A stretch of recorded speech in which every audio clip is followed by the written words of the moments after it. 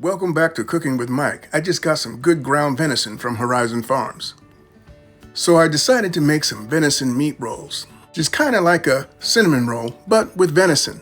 Trying to keep it as healthy as possible, I started off with some whole wheat flour. I added almond milk, fresh thyme, and some olive oil with a little salt to my mix. When that was done, I started preparing the ground venison. Wanting to keep it simple, I just added some nice fresh mushrooms and then I fried them together. When the mix was half done, I took it off the fire and I put it in a bowl and placed it to the side.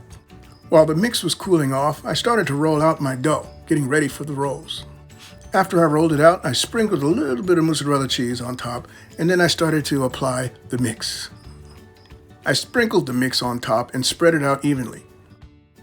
Then I carefully rolled it up from one end into a nice little tight roll. While I let that roll sit there and firm up, I started working on my omelet. I ran out of mozzarella, so I used 3 slices of regular cheese and 3 eggs.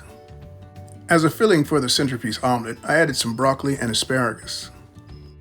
The omelet was kind of thick, so I gave it some time to cook, and when it looked like it was ready, I flipped it over and went on to my next step. Trying to stay as healthy as possible, I used some half-calorie ketchup, and for the rolls I used whole wheat flour. After the omelet was done, I went back to that roll and I sliced it into several slices and put it in the oven and baked it at 350 for about 20 minutes. I topped my rolls with a little bit of ketchup and mayonnaise. After that, I placed the omelet in the center of the plate and prepared to put the rolls around it. I went out of my way not to use anything that was fattening, so I went with whole wheat flour and the half-calorie ketchup, just to be careful. After about 20 minutes, the rolls were done. They looked great. I took them out of the oven and placed them on the plate.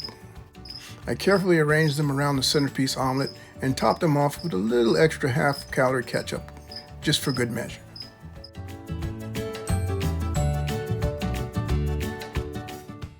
The rolls were savory, not sweet, just the way I like them, and they turned out perfect.